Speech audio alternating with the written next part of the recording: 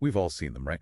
Those passive digital memorials, like old social media profiles just sitting there, or Yeah. text chains you save.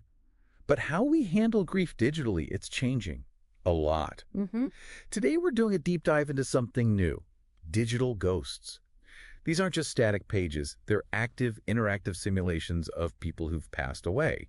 It's moving from sci-fi straight into, well, real products. Yeah, and to really get into this, we probably need to nail down some terms first. So, digital ghost, that's kind of the umbrella term, any digital version of someone after they die. Okay. But the real game changer, the thing we're seeing emerge now, are these advanced simulations, the ones that can generate completely new interactions. Right. And those are the ones you call generative ghosts. Is that the term? That's the one, generative ghosts. It's powered by large language models, LLMs.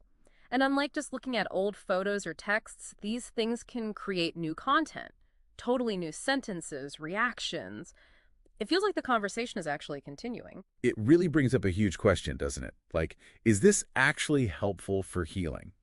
Or does it just, make it way harder to actually move on? That's the core tension. So our mission here is to kind of dissect all of that, the tech, the ethics, the money side of it. Okay, let's Yep. unpack this, starting with how they actually build these things. Well, the architecture is, honestly, it's all about aggressive data collection. But what's maybe surprising is how little input you sometimes need now.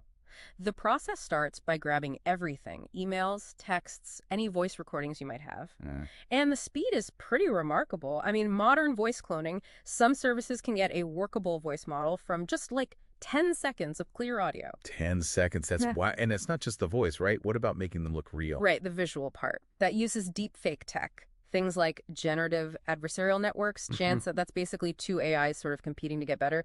They create these realistic visual avatars. Okay. And some companies claim they can build a decent avatar from just one single photograph and that same 10-second audio clip. So if you're feeding it data, and maybe the family is picking out the good stuff, Yeah. does the AI end up creating a kind of idealized version, a simpler, maybe happier version of the person? Oh, absolutely. That's a huge point. It's often training on what you could call an idealized highlight reel.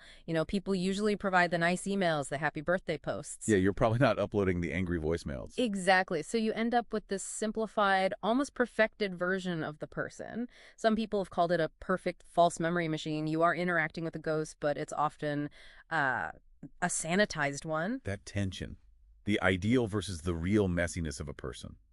That leads straight to the money side, doesn't it? I saw a figure, something like $80 billion projected market size in the next decade. That's huge. It's enormous. And this whole digital afterlife economy is really driven by what's called grief as a service. Grief as a service. Yeah. Companies like Hereafter AI or Deep Brain AI, they often use subscription models. So their financial success, it actually depends on you, the user, staying engaged Yeah. for a long time. But wait, isn't that structurally completely at odds with the whole point of therapy or grief counseling, which is to eventually resolve the grief and move forward? Precisely. Their business model basically needs sustained engagement, while the goal of grief work is usually resolution. It's a fundamental conflict. And does that create a kind of posthumous inequality? Like, who gets to afford this continued digital presence?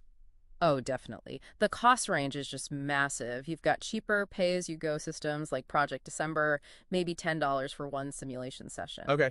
Then you contrast that with high-end setups like Eternos was charging upwards of $15,000 just to get the voice cloning and initial build done. So yeah, your ability to keep talking to a digital loved one, it can literally depend on how much money you have. Here's where it gets really interesting. So proponents might say, okay, this is just a temporary bridge, a sort of lifeline while you're grieving. But doesn't the AI getting better and more realistic actually increase the risk? The risk of getting stuck, emotionally dependent, maybe even leading to things like complicated grief. That is the profound risk, yes. The more lifelike the simulation, the more powerful it is, but also the greater its potential for psychological harm, for distorting your actual memories. But maybe the biggest potential trauma is built right into that business model we talked about, the second death. The second death.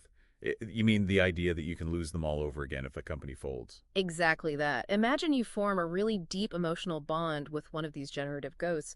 That connection isn't just emotional. It's tied to the business health of a for-profit company. Right. So if that company goes bankrupt or decides to shut down the service, which we've already seen happen, look at Storyfile, then the user is forced really, to experience that loss, that finality all over again.